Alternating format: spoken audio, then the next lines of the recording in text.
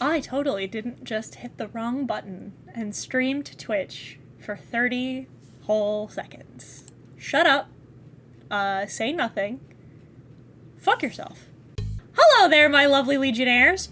Some of you may know that I'm a little bit of a dice goblin. I have 75 individual sets of Dungeons & Dragons dice that I've purchased over the years, and I'm more than willing to give you all a tour of my dice collection if you would ever want something like that. But you also might know that I get in the habit of making characters out of my dice. Today, we'll be doing just that, and starting a series where I draw all of my Dungeons & Dragons dice as Dungeons & Dragons characters.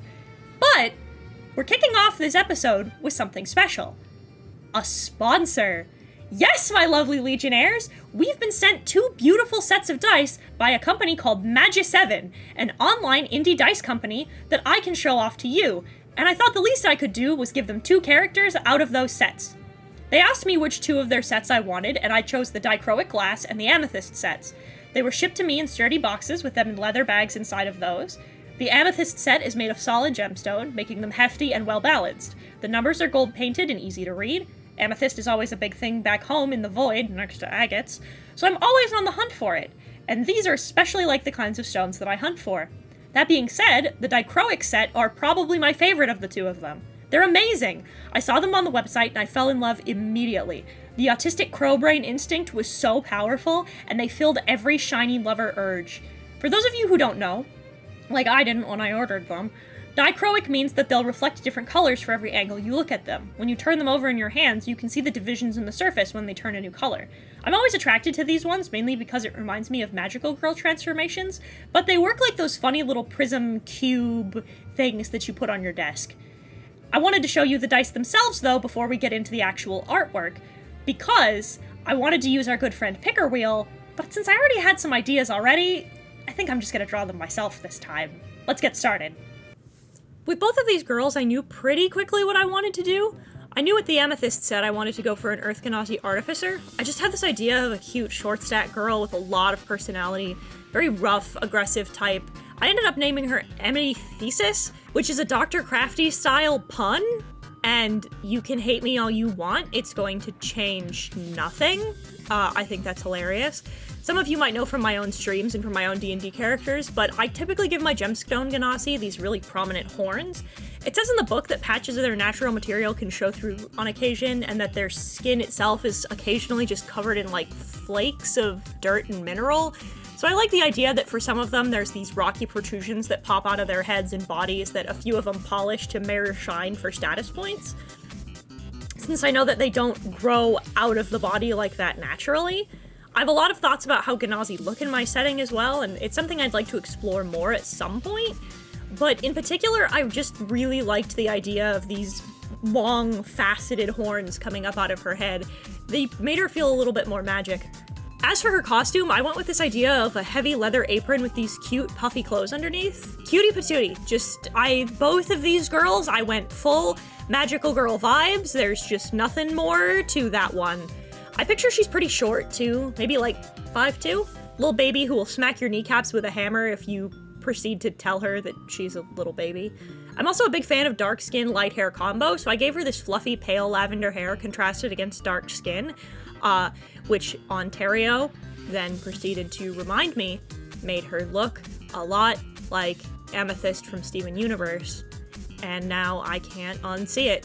And I want to be pissed, but I think it's really cute, so I'm not gonna change it. Fuck you. It's staying like this.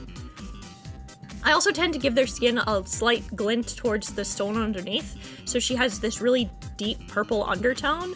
I also gave her shiny, glossy ribbons, because I wanted her to have the idea of, like, Forge Master Magical Girl. I don't know, that's not a thing. I know it's not a thing, but, like, I don't give a shit. I thought it was cute. Whatever, shut up! I like the idea of her being in armor specifically because I like the idea of her having a cool transformation when the armor goes on. Maybe I'll draw her shiny gemstone armor later. That sounds fun. I do that for the people on Ko-Fi. Ooh.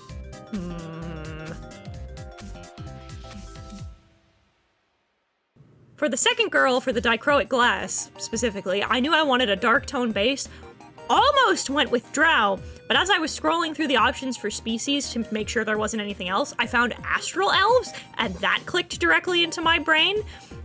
And I couldn't resist the notion of the girl sparkling like stardust and like just glowing in the dark, and I thought that was the best thing ever. So I made a star idol and named her Diana Prism. All the parts of her that are rainbow are definitely glamour weave, specifically so that they can shift rainbow colors depending on where she's standing, and they also glow in the dark, because I say that they do, and I think that'd be cute as fuck. I also wanted to go with this idea that her hair is the sort of dichroic material, so that way it's just kind of always shifting color as she flips her hair. You know, listen, I know that this is very Sparkle Dog, very Mary Sue Facepalm from like 10 years ago. However, cringe culture is dead, and I thought that it would be fun, and I was right, because I love her. I also feel like she's a star druid rather than a bard, like it says that she should be, predominantly because I like the idea of her talking to cute little birds, full Disney princess vibes all the time, always. I also like the idea of her reading star charts. Again, I think that that's cute. I know that her design screams bard. I don't care. Shut up. I want my flouncy, cute Disney princess. You can't tell me what to do. I like the idea that her transformations into animals are very sparkly. I love drawing big flouncy skirts, by the way. It's just something I've discovered that I really enjoy. It's oddly therapeutic and relaxing. But, fuck the transparent underlayers on these. I hate them. I do it a lot, and I know that I do it a lot, and I hate it every time, but I keep doing it because A, I'm a masochist, and B, it looks really, really cute, and there's nothing else I can do about that. I'm so sorry. My hands get grabbed by the wrists, and I have no choice because it just looks so good in the end. I decided to give her heterochromia, making one eye red, one eye purple, for both ends of the color spectrum, but then I started to think that maybe her eyes could change color too. Oh god, the idea of her becoming a really big mood ring came into my head, and oh, that might be cute. That might be a really good way to take that direction from make her like full Mary Sue Sparkle Dog. Oh no, I might have to, oh god, oh that might be really cute. Oh, maybe that's the lore now. Oh shit! But that's them! A little bit of a shorter video, but it's because I only have those two for you today. Maybe if any other dice companies want to sponsor me, I can make more characters and maybe make a little bit of a longer video. Thank you again to MagiSeven for reaching out. All of the info you could want about the dice that you saw me get today, or dice you would want, are in the description down below, so you can get your own set of beautiful gemstone dice. Also in the description are links to my Twitter, where you can see the finished artwork, my commission information if you want to purchase some of my art for yourself, my Twitch, where I stream 4 days a week, and now my Ko-Fi, where if you donate $10 a month, you can see all of the artwork as soon as it gets completed, way before the videos come out. So, thank you to our lovely dear editor, Brooke, and have a good day, and I'll see you in the next one. Goodbye!